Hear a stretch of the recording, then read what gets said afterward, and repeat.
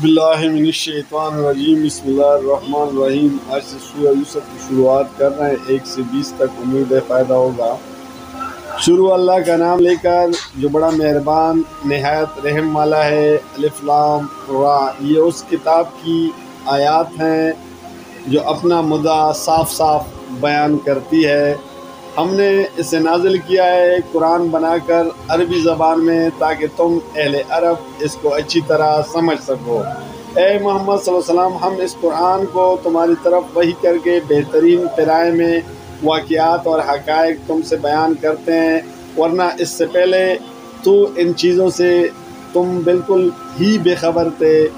یہ اس وقت کا ذکر ہے جب یوسف علیہ السلام اپنے باپ سے کہا، ابا جان، میں نے خواب دیکھا ہے کہ 11 ستارے ہیں اور سورج اور چاند ہیں، اور وہ مجھے سجدہ کر رہے ہیں۔ جواب میں اس کے باپ نے کہا، بیٹا، اپنا یہ خواب اپنے بھائیوں کو نہ سنانا، ورنہ وہ تیرے در پہ آزار ہو جائیں گے۔ حقیقت یہ ہے کہ شیطان آدمی کا کلا دشمن ہے، اور ایسا ہی ہوگا جیسا تو نے خواب میں دیکھا ہے کہ تیرا رب تجھے اپنے کام کے لیے منتخب کرے گا اور تجھے باتوں کی تہ تک پہنچانا سکھائے گا، اور تیرے اوپر اور آل یعقوب علیہ السلام پر اپنی نعمت اس طرح پوری کرے گا جس طرح اس سے پہلے وہ تیرے بزرگوں ابراہیم علیہ السلام، اسحاق علیہ السلام پر کر چکا ہے۔ یقیناً تیرا رب علیم اور حکیم ہے۔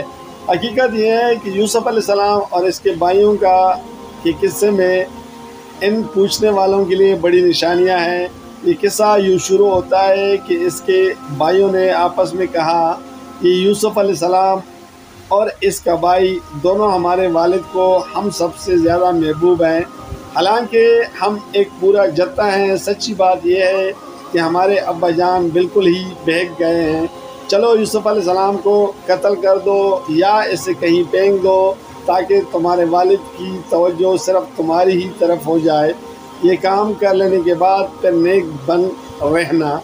اس پر ان میں سے ایک بولا، یوسف علیہ السلام کو قتل نہ کرو، اگرچہ کرنا ہی ہے تو اسے کسی اندھے کنویں میں ڈال دو، کوئی آتا جاتا قافلہ اس سے نکال لے جائے گا۔ اس قرارداد پر انہوں نے جا کر اپنے باپ سے کہا، ابا جان، کیا بات ہے کہ آپ یوسف علیہ السلام کے معاملے میں ہم پر بھروسہ نہیں کرتے، حالانکہ ہم اس کے سچے خیرخواہ ہیں۔ کل اسے ہمارے ساتھ بھیج دیجئے، کچھ چگ لے گا اور کھیل کود سے بھی دل بہلائے گا، ہم اس کی حفاظت کو موجود ہیں۔ باپ نے کہا، تمہارا اس سے لے جانا مجھے شاک گزرتا ہے، اور مجھ کو اندیشہ ہے کہ کہیں اسے بیڑیا نہ پاڑ کھائے، جبکہ تم اس سے غافل ہو۔ انہوں نے جواب دیا، اگر ہمارے ہوتے اسے بیڑیے نے کھا لیا جبکہ ہم ایک جتا ہیں، تب تو ہم بڑے ہی نکمے ہوں گے۔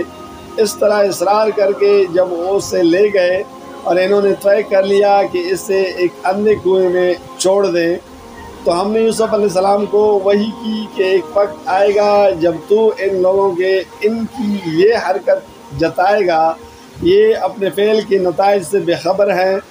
شام کو وہ روتے پیٹتے اپنے باپ کے پاس آئے اور کہا، ابا جان، ہم دوڑ کا مقابلہ کرنے میں لگ گئے تھے، اور یوسف علیہ السلام کو ہم نے اپنے سامان کے پاس چھوڑ دیا تھا کہ اتنے میں بیڑیا آ کر اسے کہا گیا، آپ ہماری بات کا یقین نہ کریں گے چاہے ہم سچے ہی ہوں۔ اور وہ یوسف علیہ السلام کی قمیص پر جھوٹ موٹ کا خون لگا کر آئے تھے۔ یہ سن کر ان کے باپ نے کہا، بلکہ تمہارے نفس نے تمہارے لیے ایک بڑے کام کو آسان بنا دیا۔ اچھا، صبر کروں گا اور بخوبی کروں گا۔ جو بات تم بنا رہے ہو اس پر اللہ ہی سے مدد مانگی جا سکتی ہے۔ ادھر ایک قافلہ آیا اور اس نے اپنے سکے کو پانی لانے کے لیے بھیجا۔ سکے نے جو کنویں میں ڈول ڈالا تو یوسف علیہ السلام کو دیکھ کر پکار اٹھا، مبارک ہو، یہاں تو ایک لڑکا ہے۔ ان لوگوں نے اس کو مال تجارت سمجھ کر چھپا لیا، حالانکہ جو کچھ وہ کر رہے تھے خدا اس سے بخبر تھا۔ آخرکار انہوں نے اس کو تھوڑی سی قیمت پر چند درہموں کے عوض بیچ ڈالا، اور وہ اس کی قیمت کے معاملے میں کچھ زیادہ کے امیدوار نہ تھے۔ جزاک اللہ، فی امان اللہ۔